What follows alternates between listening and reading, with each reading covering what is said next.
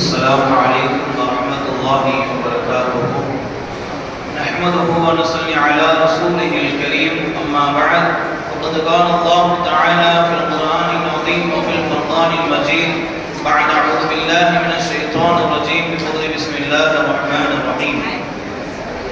المال والبنون زينة الحياة الدنيا. صدق الله مولانا العظيم. புகழும் புகழ்ச்சியும் ஏகேவனாகிய அல்லாஹ்விற்கே உரித்தாவட்டமாக, அவனுடைய சலாமும் சமாதானமும் கண்மணி நாயகம் ரசூலுல்லாஹி ஸல்லல்லாஹு அலைஹி வஸல்லம் அன்னவர்களின் மீதும் அன்னவர்களின் அடிச்சுவற்றினை பின்பற்றி வாழ்ந்து மறைந்த உத்தம சத்திய சஹாபாக்கள், தாபிஈன்கள், தாபிஈன்கள், நாதாக்கள், ஷுஹதாக்கள், சாலிஹீன்கள் இன்னும் நம் அனைவர் மீதும் என்றென்றும் நின்று நலவட்டுமாக. ஆமீன். கண்ணியத்திற்குரியவர்களே, அல்லாஹ் சுப்ஹானஹு வ தஆலாவுடைய மாபெரும் கிருபையினால் 12வது தராவியுடைய தொழுகை தொழுதுவிட்டு இங்கே அமரக்கூடிய தௌஃபீக்கினை கொடுத்திருக்கின்றான். அல்ஹம்துலில்லாஹ். அல்லாஹ்வுடைய பரிசுத்த வேதமாகிய குர்ஆனிலிருந்து சூரத்துல் நஹல் என்று சொல்லப்படக்கூடிய அத்தியாயத்தை நேற்று ஆரம்பித்து இன்று முடிக்கப்பட்டு, அதற்கு பிறகு உள்ள சூரத்துல் பனி இஸ்ராயில் என்ற சூறாவை முடிக்கப்பட்டு, அதை தொடர்ந்து இருக்கக்கூடிய சூரா அல் கஹஃப் என்ற அத்தியாயம் அதனுடைய பெரும் பகுதி என்று ஓதப்பட்டிருக்கிறது. அல்ஹம்துலில்லாஹ். கிட்டத்தட்ட இன்றோடு குர்ஆனுடைய பாதி முடிந்துவிட்டது. குர்ஆனில் 30 ஜுஸுக்களாக அல்லாஹ் பிரித்திருக்கின்றான். அதில் 15 ஜுஸுக்கள் இன்றோடு நிறைவடைந்து விட்டது. அல்லாஹ் இந்த குர்ஆனில் இருந்து இன்று ஓதப்பட்ட அந்த வசனங்களிலிருந்து பல விஷயங்களை மனிதனுக்கு படிப்படியாக சொல்லி காட்டுகிறான். சூரா பனி இஸ்ராயில் பல அத்தியாயங்கள் இருந்தாலும் அல்லாஹ் குறிப்பாக ஒரு விஷயத்தை சொல்லி காட்டுகிறான். அல்லாஹ் சொல்லக்கூடிய வார்த்தை, நீங்கள் என்னையை வணங்குங்கள் என்று சொல்லிவிட்டு நீங்கள் பெற்றோருக்கு நல்ல முறையில் நடந்து கொள்ளுங்கள், பெற்றோரிடத்தில் நல்ல முறையில் பணிவாக நடந்து கொள்ளுங்கள், அவர்களை திட்டக்கூடாது என்பதை சொல்வதற்கு தான் அல்லாஹ் சொல்லக்கூடிய வார்த்தை உச்சபட்சமாக சொல்கிறான். உஃபில் லக்குமா, நீங்கள் அவர்களை சீ என்று கூட சொல்லாதீர்கள் என்ற அந்த வார்த்தையை அல்லாஹ் பயன்படுத்துகிறார். அதனை தொடர்ந்து அடுத்த வசனங்களில் அல்லாஹ் சொல்லக்கூடிய வார்த்தை, நீங்கள் பெற்றோர்களுக்காக வேண்டி துஆ செய்யுங்கள். என்ன துஆ? ரப்பிர்ஹம்ஹுமா கமா ரப்பயானி ஸகீரா. யா அல்லாஹ், சிறு வயதில் என்னை பெற்றோர்கள் பார்த்து கொண்டார்களோ, எப்படி என்னோடு நடந்து கொண்டார்களோ அதே போன்று நீ அவர்களிடத்தில் நடந்து கொள் என்ற அந்த துஆவை அதிகமாக ஓத வேண்டும் என்பதை தான் அல்லாஹ் சுப்ஹானஹு வ தஆலா தன்னுடைய பரிசுத்த வேதத்தில் அதை ஒரு துஆவாக எடுத்துரைக்கிறார்.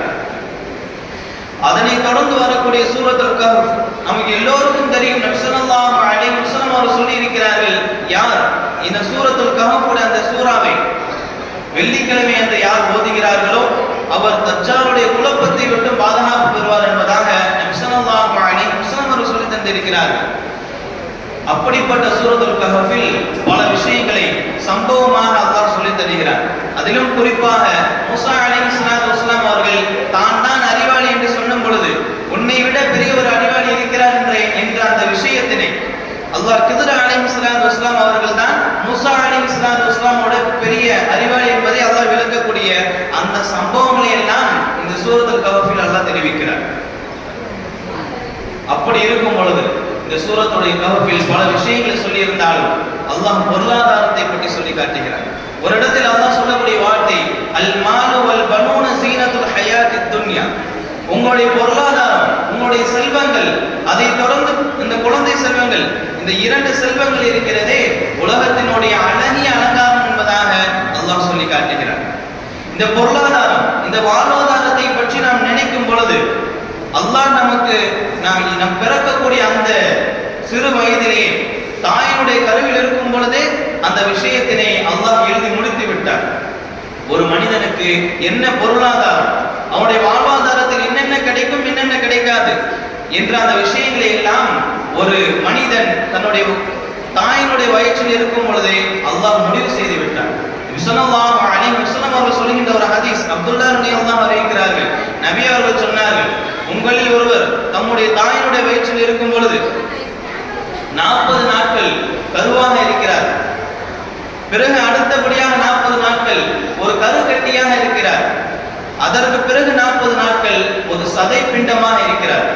இப்படியேதான் முழு உருவமாக மாறும் பொழுது அல்லாஹ் ஒரு மலக்கை நியமிக்கிறான். அல்லாஹ் ஒரு மலக்கை நியமிக்கிறான். நியமித்து 4 விஷயங்களை எழுதும்படி சொல்லுகிறான். அந்த 4 விஷயங்கள் என்னவென்று சொன்னால், முதலாவது வாழ்வாதாரம், பொருளாதாரம். அவனுக்கு எப்படி கிடைக்கும், இந்த உலகத்தில் அவன் வாழுகின்ற அந்த வாழ்க்கையினோட ரிஸ்க் எப்படி எல்லாம் இருக்கும், எந்த அளவுக்கு கிடைக்கும் என்பதை அல்லாஹ் பிறக்கும் பொழுது எழுத வைக்கிறார். இரண்டாவது ஆயுட்காலம், இந்த உலகத்தில் நாம் எந்த லெவலுக்கு வாழுவோமோ, எத்தனை நாள் வாழுவோமோ, எத்தனை வருடம் வாழ்கின்றோமோ அந்த வாழ்க்கையை அங்கே அல்லாஹ் முடிவு செய்கிறான். மூன்றாவது நான்காவது என்னவென்று சொன்னால், அவன் நற்பாக்கியசாலியா அல்லது துர்பாக்கியசாலியா, அவன் சீதேவியா அல்லது மூதேவியா என்ற அந்த விஷயத்தினையும் அல்லாஹ் பிறக்கும் பொழுது முடிவு செய்து விடுகிறான். மற்றொரு அறிவிப்பில் அனஸ் ரலியல்லாஹு அன்ஹு அறிவிக்கக்கூடிய ஹதீஸ் என்னவென்று சொன்னால், நபி ஸல்லல்லாஹு அலைஹி வஸல்லம் அவர்கள் சொல்லி காட்டுகிறார்கள், ஒரு தாயினுடைய கருவயிற்றில் குழந்தை உண்டாகும் பொழுது ஒரு மலக்கை அல்லாஹ் நியமிக்கிறான். அந்த கருவயிற்றில், அந்த கருவறையில் விந்து துளியாக உள்ளே செல்லும் பொழுது அந்த மலக் கேட்கிறார், இறைவா இது விந்து துளி என்று. இதன் பிறகு அது கருக்கட்டியாக மாறுகிறது. அது கருவாக மாறும் பொழுது இறைவா இது ஒரு கரு. அதன் பிறகு கருக்கட்டியாக மாறுகிறது. அதன் பிறகு சதை கட்டியாக மாறுகிறது. இப்படி ஒவ்வொரு மாற்றத்திற்கும் அந்த மலக் இறைவனிடத்தில் கேட்கிறார், இது ஒரு விந்து துளி, இது ஒரு சதை துண்டு. இப்படி ஒவ்வொன்றாக கேட்டு இதை உள்ளே வைப்பதா அல்லது வெளியேற்றுவதா, இதை உள்ளே வைப்பதா அல்லது வெளியேற்றுவதா என்ற அந்த விஷயத்தினை அல்லாஹ்விடத்தில் மலக் கேட்கிறார். இதையெல்லாம் தொடர்ந்து அல்லாஹ் சுப்ஹானஹு வ தஆலா ஒவ்வொரு விஷயத்திற்கும் பதில் கொடுத்து ஒரு முழு உருவமாக அல்லாஹ் ஆக்கியதற்கு பிறகு ஒரு மலக்கை அல்லாஹ் நியமிக்கிறார். அந்த மலக் அந்த மனிதனுக்கு ஒரு முழு உருவமாக ஆனதற்கு பிறகுதான் அல்லாஹ் அதை ஆணா அல்லது பெண்ணா என்பதை முடிவு செய்கிறான். அதை தொடர்ந்து நற்பாக்கியசாலியா அல்லது துர்பாக்கியசாலியா என்ற அந்த விஷயத்தையும் முடிவு செய்கிறான். அதை தொடர்ந்து அவனுடைய ஆயுட்காலம், அதனை தொடர்ந்து அவனுடைய வாழ்வாதாரம், இப்படி விஷயங்களை எல்லாம் ஒரு குழந்தை பிறக்குகின்ற பொழுதே அதை அல்லாஹ் சுப்ஹானஹு வ தஆலா தீர்மானித்து விடுகிறான். இப்படி இருக்கும் பொழுது நமக்கு அருளப்பட்ட இந்த பொருளாதாரத்திலிருந்து நாம் எப்படி நடந்து கொள்ள வேண்டும், அல்லாஹ்விற்கு நாம் நன்றி செலுத்துபவர்களாக நாம் ஆக வேண்டும். ஏனென்று சொன்னால், எல்லா மனிதர்களுக்கும் அல்லாஹ் சுப்ஹானஹு வ தஆலா ஒரே லெவல்லையோ அல்லது அதிகப்படியான ஒரு பொருளாதாரத்தை கொடுக்கவில்லை. சிலருக்கு அதிகப்படுத்தியும் சிலருக்கு குறைவாகவும் தான் கொடுத்திருக்கின்றார். அல்லாஹ் சுப்ஹானஹு வ தஆலா பொருளாதாரத்தை பற்றி, இந்த ரிஸ்கை பற்றி பல வசனங்களில் அல்லாஹ் சொல்லி காட்டுகிறார். ஒரு இடத்தில் அல்லாஹ் சொல்லக்கூடிய வார்த்தை, வமா மின் தாபத்தின் ஃபில் அர்தி இல்லா அலல்லாஹி ரிஸ்குஹா, அல்லாஹ்வுடைய வாழ்வாதாரத்தில் பொறுப்பேற்காத எந்த ஒரு உயிரினமும் இந்த உலகத்தில் கிடையாது என்பதாக அல்லாஹ் சொல்லி காட்டுகிறார். எல்லா உயிரினமும் அல்லாஹ்வுடைய பொறுப்பில் தான் இருக்கிறார்கள். அல்லாஹ் எந்த அளவுக்கு பொருளாதாரத்தை கொடுத்திருக்கிறானோ அந்த அளவிற்கு அந்த உயிரினங்கள் தான் இந்த உலகத்தில் வாழ்ந்து கொண்டே தான் இருக்கும். எப்பொழுது அல்லாஹ்வுடைய விஷயத்தில் பொருளாதாரம் நின்று விடுமோ அப்பொழுது அந்த உயிரினத்தினுடைய உயிரும் நின்று விடும் என்பதைத்தான் அல்லாஹ் சுப்ஹானஹு வ தஆலா என்னுடைய பொறுப்பில் இருக்கிறான் என்று அல்லாஹ் தன்னுடைய குர்ஆனில் பதிவு செய்கிறான். இன்னொரு இடத்தில் அல்லாஹ் சொல்லக்கூடிய வார்த்தை, அல்லாஹ் யபசுத்து ரிஸ்க லிமன் யஷா வ யக்திர், அல்லாஹ் தன் நாடியவர்களுக்கு தாராளமான முறையில், விலாசமான முறையில் பொருளாதாரத்தை கொடுக்கிறான், வாழ்வாதாரத்தை கொடுக்கிறான். அதை தொடர்ந்து அல்லாஹ் தன் நாடியவர்களுக்கு குறைவாக, அளவாக கொடுக்கிறான் என்பதையும் அல்லாஹ் சொல்லி காட்டுகிறான். வாழ்வாதாரத்தை, பொருளாதாரத்தை யாருக்கு அதிகப்படுத்தி கொடுத்திருக்கிறானோ, அல்லாஹ் யாருக்கு அதிகப்படியான வசதிகளை, வாய்ப்புகளை கொடுத்திருக்கிறானோ அவர்களை பார்த்து அல்லாஹ் சொல்லக்கூடிய வார்த்தை, வல்லாஹு ஃபல்லல பஅதகும் அலா பஅதின் ஃபி ரிஸ்க், நீங்கள் சிந்தித்து பாருங்கள், உங்களில் சிலரை விட அல்லாஹ் அதிகப்படியான பொருளாதாரத்தை கொடுத்திருக்கிறான். பொருளாதாரத்தை வைத்து உங்களை சிறப்பாக ஆக்கியிருக்கிறானே, அந்த விஷயத்தை நினைத்து நீங்கள் சிந்தித்து பாருங்கள் என்பதாக அல்லாஹ் சுப்ஹானஹு வ தஆலா சொல்லி காட்டுகிறார். அல்லாஹ் எல்லா மனிதர்களுக்கும் ஏன் அவ்வாறு செய்யவில்லை? எல்லா மனிதர்களுக்கும் அதிகப்படியான பொருளாதாரத்தை ஏன் கொடுக்கவில்லை? சிலருக்கு அதிகப்படுத்தியும் சிலருக்கு அளவோடும் ஏன் அல்லாஹ் கொடுக்கிறார் என்பதை பற்றியும் அல்லாஹ் தன்னுடைய குர்ஆனில் தெளிவாக சொல்லி காட்டுகிறார். அல்லாஹ் சொல்லக்கூடிய வார்த்தை, வலவ் வஸதல்லாஹு ரிஸ்க லிஇபாதிஹி லபகூ ஃபில் அர்த், அல்லாஹ் சொல்லி காட்டுகிறார், அல்லாஹ் தான் தன் அடியார்களுக்கு பொருளாதாரத்தை அதிகப்படியாக கொடுத்திருந்தார். அதிகப்படியான முறையில் பொருளாதாரத்தை எல்லா மனிதர்களுக்கும் கொடுத்திருந்தால் அந்த மனிதர்கள் எல்லாம் என்ன செய்திருப்பார்கள்? இந்த பூமியில் அராஜகத்தை நிலைத்திருப்பார்கள், அராஜக அந்த பிரச்சனையை பரவ செய்திருப்பார்கள் என்பதாக அல்லாஹ் சுப்ஹானஹு வ தஆலா சொல்லி காட்டுகிறார். யாருக்கு பொருளாதாரத்தை அதிகப்படுத்தி கொடுத்திருக்கிறானோ அவர்கள் என்ன செய்ய வேண்டும் என்று சொன்னால் இல்லாதவர்களுக்கு அதை கொடுக்க வேண்டும். யாருக்கு அல்லாஹ் அளவோடு கொடுத்திருக்கிறானோ அவர்கள் அதை வைத்து பொருந்திக் கொள்ள வேண்டும் என்பதுதான் குர்ஆனும் ஹதீஸும் நமக்கு சொல்லித் தரக்கூடிய விஷயம். நாம் செலவு செய்ய வேண்டும் என்று சொன்னால், நமக்கு கொடுக்கப்பட்ட பொருளாதாரத்தில் செலவு செய்ய வேண்டும் என்று சொன்னால் அல்லாஹ்வுடைய பாதையில் முதலில் யாருக்கு செய்ய வேண்டும் என்று சொன்னால் நம்முடைய குடும்பங்களுக்கு தான் செய்ய வேண்டும். நபி ஸல்லல்லாஹு அலைஹி வஸல்லம் அவர்கள் ஒரு மனிதர் வந்து கேட்கிறார், யா ரசூலல்லாஹ், இரண்டு தந்தைமார்கள் இருக்கிறார்கள், அவர்களில் யார் சிறந்தவர்? யார் அந்த இரண்டு தந்தைமார்கள் சொன்னால், முதலாவது தந்தைக்கு மார்க்கத்தை கொடுத்திருக்கிறார் அல்லாஹ், அந்த மார்க்கத்தை வைத்து அவர் வாழ்கிறார், மார்க்கத்தின் நிலையான முறையில் வாழ்கிறார், சரியான முறையில் வாழ்கிறார். ஆனால் தன்னுடைய சந்ததியினருக்கு விலாசமான முறையில் பொருளாதாரத்தை விட்டு செல்கிறார். இது முதலாவது தந்தை. இரண்டாவது தந்தை எப்படிப்பட்டவர் என்று சொன்னால், அல்லாஹ் கொடுக்கிறார், மார்க்கத்தை அல்லாஹ் கொடுக்கிறார், மார்க்கத்துடைய நெடியில் அவர் நல்ல முறையில் தான் வாழ்கிறார். ஆனால் தன்னுடைய சந்ததிகளுக்கு சரியான முறையில் பொருளாதாரத்தை விட்டு செல்லவில்லை. இந்த இரண்டு தந்தைமார்களில் யார் சிறந்தவர் என்பதாக நபியிடத்தில் கேட்கும் பொழுது நபி ஸல்லல்லாஹு அலைஹி வஸல்லம் அவர்கள் சொல்லி காட்டினார்கள், இருவரில் முதலாமானவர் தான் சிறந்தவர். இரண்டு மனிதர்களுக்கும் அல்லாஹ் மார்க்கத்தை கொடுத்திருக்கிறான், மார்க்கத்தை வைத்து ஒரு நல்ல முறையில் தான் வாழ்கிறார்கள். இருந்தாலும் கூட தன்னுடைய சந்ததியினிடத்தில் தான் குடும்பங்களில் நல்ல முறையில் விலாசமான முறையில் பொருட்களை செலவு செய்ய வேண்டும் என்பதைத்தான் யார் செலவு செய்தார்களோ அவர்தான் சிறந்தவர் என்பதை நபி ஸல்லல்லாஹு அலைஹி வஸல்லம் அவர்கள் சொல்லி காட்டுகிறார்கள். சஅத் இப்னு அபீ வக்காஸ் ரலியல்லாஹு அவர்கள் மரண தருவாயில் படுக்கையில் இருக்கிறார்கள். அப்பொழுது நபி ஸல்லல்லாஹு அலைஹி வஸல்லம் அவர்கள் அவரை இந்த சஹாபியை பார்க்க வருகிறார்கள். சந்திக்க வந்ததற்கு பிறகு சஅத் இப்னு அபீ வக்காஸ் ரலியல்லாஹு சொல்கிறார்கள், நான் என்னுடைய சொத்துக்களை, என்னுடைய பொருளாதாரத்தை அனைத்தையும் அல்லாஹ்வுடைய பாதையில் நான் என்ன செய்ய போகிறேன்? அர்ப்பணிக்க போகிறேன். அதற்கு நான் தயாராக இருக்கிறேன் என்பதாக நபியிடத்தில் சொல்லும் பொழுது நபி ஸல்லல்லாஹு அலைஹி வஸல்லம் அவர்கள் சொன்னார்கள், நீங்கள் அப்படி செய்ய வேண்டாம். நீங்கள் அப்படி செய்வதாக இருந்தால் உங்களுடைய சொத்துக்களில் 3 பங்காக பிரித்து 3இல் 1 பங்கை அல்லாஹ்வுடைய பாதையில் நீங்கள் அர்ப்பணம் செய்யுங்கள். 3இல் 1 பங்கை அல்லாஹ்வுடைய பாதையில் நீங்கள் செலவு செய்யுங்கள். உங்களுடைய சந்ததியினர்கள், உங்களுடைய பிள்ளைகள் பிற மக்களிடத்தில் யாசிப்பவர்களாக, யாசகம் கேட்பவர்களாக, தேவையுடையவர்களாக ஆகுவதை விட, அப்படி விட்டு செல்வதை விட உங்களுடைய பிள்ளைகள் தேவையற்றவர்களாக, பிற மக்களிடத்தில் யாசகம் கேட்காதவர்களாக, தேவையற்றவர்களாக விட்டு செல்வதுதான் சிறந்தது, அதுதான் அறவழி என்பதாக நபி ஸல்லல்லாஹு அலைஹி வஸல்லம் அவர்கள் சொல்லி காட்டினார்கள். இப்படி சஹாபாவுடைய காலத்திலும் சரி, நபிமாருடைய காலத்திலும் சரி, தன்னுடைய குடும்பங்களுக்கு அதிகமான முறையில் பொருளாதாரத்தை, தனக்கு கொடுக்கப்பட்ட அந்த செல்வங்களை, தன்னுடைய கொடுக்கப்பட்ட அந்த சொத்துக்களை எல்லாம் முதலில் தன்னுடைய குழந்தைகளுக்கு கொடுத்தார்கள், தன்னுடைய குடும்பங்களுக்கு வாரி வழங்கினார்கள். அதைத்தான் இஸ்லாம் நமக்கு சொல்லித் தருகிறது. முதலில் நம்முடைய குடும்பங்களுக்கு தான் செய்ய வேண்டும், இரண்டாவதாக நம்முடைய உற்றார் உறவினர்களுக்கு நாம் கொடுக்க வேண்டும், மூன்றாவது தான் நமக்கு தெரிந்த எளியவர்களுக்கு கொடுக்க வேண்டும். இஸ்லாத்தினுடைய ஆரம்ப வளர்ச்சி எதை கொண்டு இருந்தது என்று சொன்னால், அதில் பெரும் பங்கு வகிக்கிறது என்று சொன்னால் அது பொருளாதாரம் தான் என்பதாக அவர் வரலாற்று ஆசிரியர்கள் நமக்கு சொல்லி தருவார்கள். அதைத்தான் உமர் ரலியல்லாஹு அவர்கள் அடிக்கடி ஒரு விஷயத்தை சொல்லிக் கொண்டே இருப்பார்களாம். ஹஸரத் அபூபக்கர் சித்திக் ரலியல்லாஹு அவர்கள் எங்களுடைய தலைவர். ஹஸரத் அபூபக்கர் சித்திக் ரலியல்லாஹு அவர்கள் ஹஸரத் பிலால் ரலியல்லாஹு அவர்களையும், ஹஸரத் அம்மார் ரலியல்லாஹு அவர்களையும், ஹஸரத் ஹப்பாப் ரலியல்லாஹு அவர்களையும் அடிமைத்தனத்திலிருந்து மீட்டெடுத்தார்கள். பொருளாதாரத்தை வைத்து, தன்னுடைய பொருளாதாரத்தை வைத்து ஹஸரத் அபூபக்கர் சித்திக் ரலியல்லாஹு அவர்கள் இந்த 3 சஹாபாக்களை தன்னுடைய அடிமைத்தனத்திலிருந்து விடுதலைப்படுத்தினார்கள், அடிமைத்தனத்திலிருந்து மீட்டெடுத்தார்கள் என்பதாக உமர் ரலியல்லாஹு சொல்லி காட்டுவார்கள். அதனைத் தொடர்ந்து இஸ்லாத்தினுடைய துவக்கத்தில் ஹஸரத் அபூபக்கர் சித்திக் ரலியல்லாஹு அவர்கள் கிட்டத்தட்ட 80,000 தீனார் பொற்காசுகளை அல்லாஹ்வுடைய பாதையில் இஸ்லாத்தினுடைய வளர்ச்சிக்காக, இஸ்லாத்திற்காக அர்ப்பணித்தார்கள் என்பதாக வரலாற்று ஆசிரியர்கள் சொல்லி தருவார்கள்.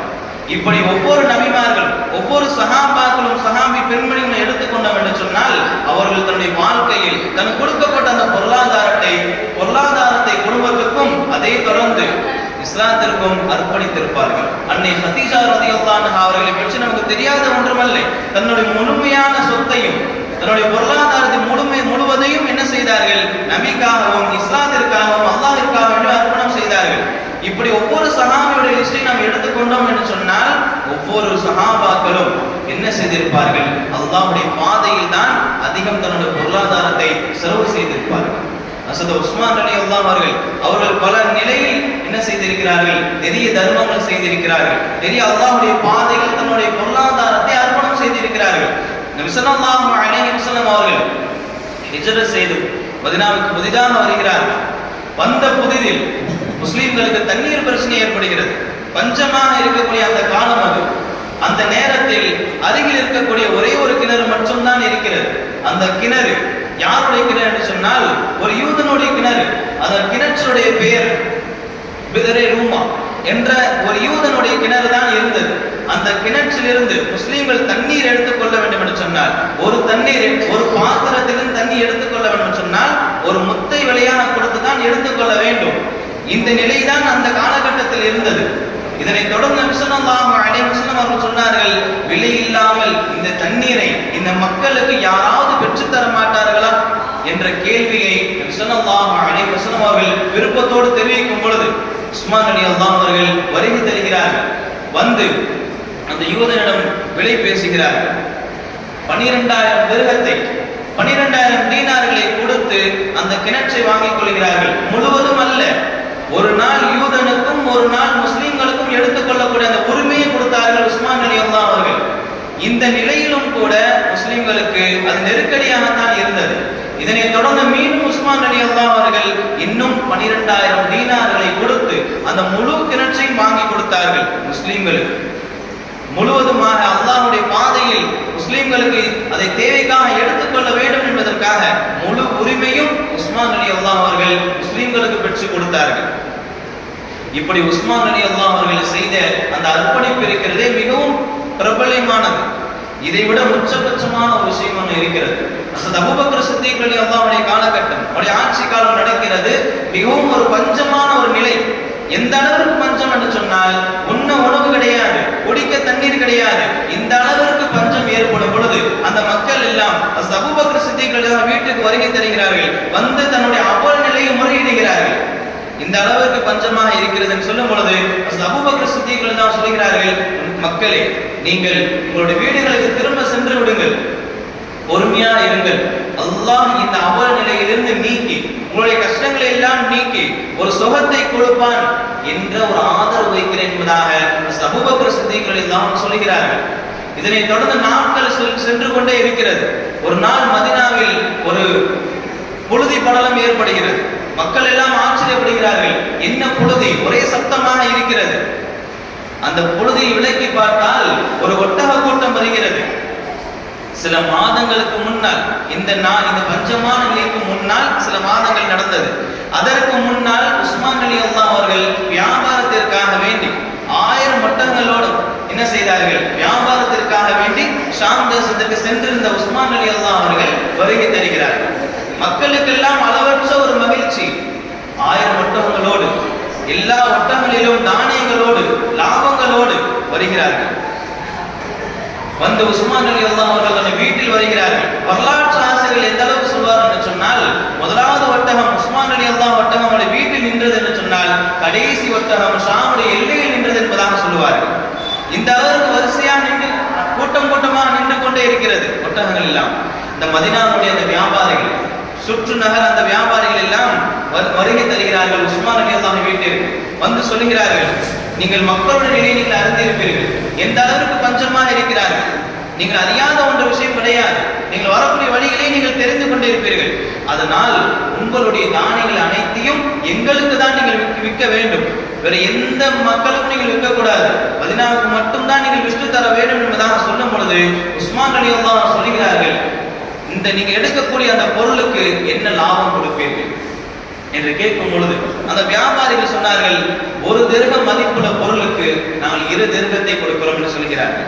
அதற்கு உஸ்மான் ரலியல்லாஹு சொல்கிறார்கள், இதை விடவும் அதிகமான ஒருவர் எனக்கு விலை பேசிவிட்டார், இந்த பொருட்களுக்கெல்லாம் அதிகமான விலை பேசிவிட்டார் ஒருவர் என்று சொல்லும் பொழுது உஸ்மான் ரலியல்லாஹுவை பார்த்து அந்த வியாபார கூட்டம் சொன்னது, 2 திர்ஹம் விலை மதிப்புள்ள பொருட்களுக்கு நாங்கள் 3 திர்ஹம் கொடுக்கிறோம் என்பதாக சொல்கிறார்கள். அதற்கும் உஸ்மான் ரலியல்லாஹு அவர்கள் வேற ஒருவர் இந்த பொருட்களுக்கு விலை பேசி விட்டார் என்று சொல்லும் பொழுது, இப்படியே வியாபாரிகள் 3 திர்ஹங்களுக்கு 3 திர்ஹம் மதிப்புள்ள விலைக்கு பொருட்களுக்கு நாங்கள் 4 திர்ஹம் கொடுக்கிறோம் என்பதாக சொல்கிறார்கள். அதனைத் தொடர்ந்து இன்னும் சொல்கிறார்கள், 4 திர்ஹம் மதிப்புள்ள அந்த பொருளுக்கு நாங்கள் 5 திர்ஹம் கொடுக்கிறோம் என்று சொல்கிறார்கள். இதனைத் தொடர்ந்து உஸ்மான் ரலியல்லாஹு அவர்கள் ஒவ்வொரு தடவையும் சொல்கிறார்கள், இந்த பொருளுக்கு வேற ஒரு மனிதர் வேற ஒருவர் விலை பேசி விட்டார்கள். வியாபாரிகள் கேட்கிறார்கள், எல்லா வியாபாரிகளும் இங்கேதான் இருக்கிறார்கள். அப்படி இருக்கும் பொழுது எங்களுக்கு தெரியாத ஒரு பெரிய வியாபாரி யார், உங்களிடத்தில் விலை பேசிய அந்த பெரிய வியாபாரி யார் என்று கேட்கும் பொழுது உஸ்மான் ரலியல்லாஹு அவர்கள் மௌனமாக இருக்கிறார்கள். மக்கள் எல்லாம் பார்த்து கொண்டே இருக்கிறார்கள். வியாபாரிகள் எல்லாம் தன்னுடைய புருவத்தை தூக்கி பார்க்கிறார்கள், யார் அந்த பெரிய வியாபாரி என்று கேட்கும் பொழுது உஸ்மான் ரலியல்லாஹு அவர்கள் மௌனமாக இருந்து தன்னுடைய மௌனத்தை கலைத்து சொல்கிறார்கள், அல்லாஹ் தான் விலை பேசியிருக்கிறான், அல்லாஹ் தான் விலை பேசுகிறான் என்று சொல்லிவிட்டு அல்லாஹ் கூறுகின்ற அந்த குர்ஆன் வசனத்தை சொல்கிறார்கள். அல்லாஹ் தன்னுடைய குர்ஆனில் இவ்வாறு சொல்கிறான், மன்ஜா பில் ஹஸனதி ஃபலஹு அஷ்ரு பி அம்சாலிஹா, ஒரு நன்மைக்கு பதிலாக 10 நன்மை உங்களுக்கு கொடுக்கிறேன் என்று சொல்கிறார். அல்லாஹ்வுடைய பாதையில் நாம் 1 ரூபாய் தர்மம் செய்தால் அதற்கு பதிலாக 10 ரூபாய் அல்லாஹ் நமக்கு கொடுப்பான் என்பதைத்தான் அல்லாஹ் தன்னுடைய திருவசனத்தில் சொல்லி காட்டுகிறான்.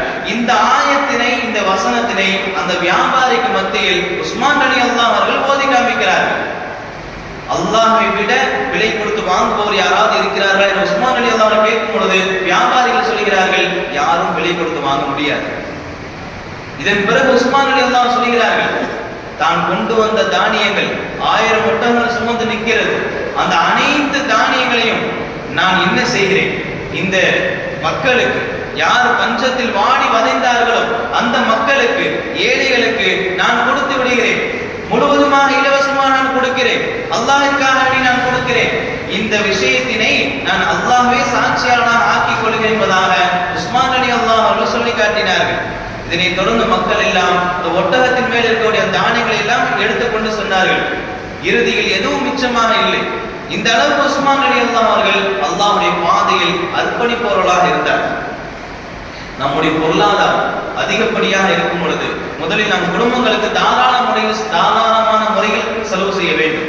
இரண்டாவது, நமக்கு தெரிந்த உற்சார் உறவினர்கள், சொந்த பந்தங்களுக்கு நாம் முதலில் உதவி செய்ய வேண்டும். அதனைத் தொடர்ந்துதான் நாம் ஏழைகளுக்கு, எளியோர்களுக்கு நாம் என்ன செய்ய வேண்டும், நம்முடைய உதவிகளை நாம் செய்ய வேண்டும். யாருக்கு அளவோடு கொடுத்திருக்கிறார் என்று சொன்னால், அல்லாஹ் அளவோடு கொடுத்திருக்கிறார் என்று சொன்னால் அதற்கு அதிகப்படியாக வேண்டும் என்று சொன்னால் நம்முடைய பொருளாதாரம், வாழ்வாதாரம் அதிகப்படியாக இருக்க வேண்டும். இந்த உலகத்தில் வசதி வாய்ப்பாக நல்ல முறையில் வாழ வேண்டும் என்று சொன்னால் அதற்கும் நபி ஸல்லல்லாஹு அலைஹி வஸல்லம் அவர்கள் பல வழிகளை சொல்லி தந்திருக்கிறார்கள். அதில் முதல் வழி என்னவென்று சொன்னால் நம்முடைய உறவுகளை பேணி பாதுகாக்க வேண்டும். நபி ஸல்லல்லாஹு அலைஹி வஸல்லம் அவர்கள் சொல்லி காட்டினார்கள், யாருக்கு ரிஸ்க் விஸ்தீரணம் கிடைக்க வேண்டுமோ, பொருளாதாரம் அதிகமாக வேண்டுமோ, அவர் என்ன செய்ய வேண்டும், தன்னுடைய உறவை நல்ல முறையில் பேணி பாதுகாத்துக் கொள்ளுங்கள். யாருக்கு ஆயுட்காலம் நீடிக்க வேண்டுமோ அவர்கள் தன்னுடைய உறவை பேணி பாதுகாத்துக் கொள்ளுங்கள் என்பதாக நபி ஸல்லல்லாஹு அலைஹி வஸல்லம் அவர்கள் சொல்லி காட்டினார்கள். இதனைத் தொடர்ந்து நமக்கு பொருளாதாரம் அதிகமான முறையில் வேண்டும் என்று சொன்னால் என்ன செய்ய வேண்டும் என்று சொன்னால் நம்ம செய்கின்ற அந்த பாவங்களுக்கு பாவ மன்னிப்பு தேட வேண்டும், இஸ்திக்பார் தேட வேண்டும். இமாம் ஹசன் பஸ்ரி ரஹ்மத்துல்லாஹி அலைஹி அவர்களிடத்தில் ஒரு மனிதர் வருகை தருகிறார். ஒரு மனிதர் வந்து, இமாம் அவர்களே, மழை இல்லை, எங்களுடைய ஊரில் மழை இல்லை என்பதாக சொல்லும் பொழுது இமாம் அவர்கள் சொன்னார்கள், நீங்கள் பாவ மன்னிப்பு தேடுங்கள் என்பதாக.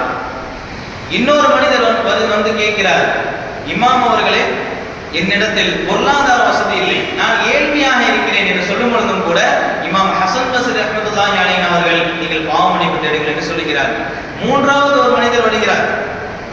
அவர் வந்து கேட்கிறார், இமாம் ஹசன் பஸ்ரி அவர்களே, எனக்கு திருமணம் முடிந்து விட்டது, ஆனால் எனக்கு குழந்தை பாக்கியம் இல்லை, என்ன செய்ய வேண்டும் என்று சொல்லும் பொழுதும் கூட இமாம் ஹசன் பஸ்ரி ரஹ்மத்துல்லாஹி அலைஹி அவர்கள் சொல்லி காட்டுகிறார்கள், நீங்கள் பாவ மன்னிப்பு தேடுங்கள்.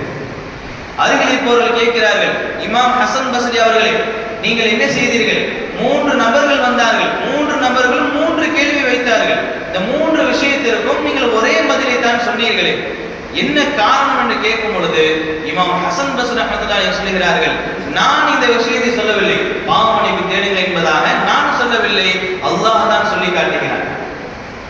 நூஹ் அலைஹிஸ்ஸலாத்து தன்னுடைய மக்களுக்கு அறிவுரை வழங்கிய அந்த விஷயத்தினை, அந்த ஆயத்தினை நூஹ் அலைஹிஸ்ஸலாத்து வஸ்ஸலாம் அவர்கள் தன்னுடைய மக்களுக்கு கொடுத்த அந்த அறிவுரைகளை அல்லாஹ் தன்னுடைய குர்ஆனில் பதிவேறு செய்கிறார். அந்த விஷயத்தினை தான் நான் சொன்னேன் என்பதாக இமாம் ஹசன் பஸ்ரி ரஹ்மத்துல்லாஹி அலைஹி சொல்லி காட்டுகிறார்கள். அப்படி என்ன சொன்னார்கள்? நூஹ் அலைஹிஸ்ஸலாத்து வஸ்ஸலாம் அவர்கள் சொன்னார்கள், ஃபகுல்து அஸ்தக்ஃபிரு ரப்பக்கும், உங்களுடைய ரப்பிடத்தில் நீங்கள் பாவமன்னிப்பு தேடுங்கள், இன்னஹு கான கஃபாரா, அவன் உங்களை மன்னிக்கக்கூடியவனாக ஆகிவிடுவார். யுர்சிலிஸ் ஸமா அலைக்கும் மித்ராரா, அப்படி மன்னித்து விட்டால் உங்களுக்கு அல்லாஹ் மழையை கொடுப்பான். வயும்திதுக்கும் பிஅம்வாலி வபனீன வஜஅல் லக்கும் ஜன்னாத்தி வஜஅல் லக்கும் அன்ஹாரா, பாவ மன்னிப்பு கிடைத்து விட்டால் அல்லாஹ் மழையை கொடுப்பான், செல்வத்தை கொடுப்பான், சந்ததியை கொடுப்பான், தோட்டங்களை கொடுப்பான், ஆறுகளை ஓட செய்வான் என்பதாக அந்த ஆயத்தினுடைய விளக்கமாக இருக்கிறது. இதைத்தான் இமாம் ஹசன் பஸ்ரி ரஹ்மத்துல்லாஹி அலைஹி சொல்லி காட்டுகிறார்கள். யாருக்கு குழந்தை இல்லையோ, யாருக்கு மழை இல்லையோ, யாருக்கு பொருளாதாரம் இல்லையோ, அவர் என்ன செய்ய வேண்டும்? அல்லாஹ்விடத்தில் பாவ மன்னிப்பு தேட வேண்டும், இஸ்திக்ஃபார் செய்ய வேண்டும். அப்படி செய்தால் என்ன செய்ய, நமக்கு என்ன தேவையோ அது நிறைவேறிவிடும் என்பதாக இமாம் ஹசன் பஸ்ரி ரஹ்மத்துல்லாஹி அலைஹி அவர்கள் சொல்லி காட்டுகிறார்கள். அந்த வகையில் நாம் என்ன செய்ய வேண்டும் என்று சொன்னால், நம்முடைய உறவை பேணி பாதுகாக்க வேண்டும். பொருளாதாரத்திற்காக வேண்டி நம்முடைய உறவுகளை பேணி பாதுகாக்க வேண்டும். அதை தொடர்ந்து நாம் செய்த அந்த பாவங்களுக்கு அல்லாஹ்விடத்தில் இஸ்திக்ஃபார் செய்ய வேண்டும். வல்லல்லாஹு ரஹ்மான் தௌஃபீக் செய்வானாக, நம்முடைய பொருளாதாரத்தை அதிகப்படுத்தி தருவானாக. வாஹிரு தஅவானா அல்ஹம்துலில்லாஹி ரப்பில் ஆலமீன். அஸ்ஸலாமு அலைக்கும் வரஹ்மத்துல்லாஹி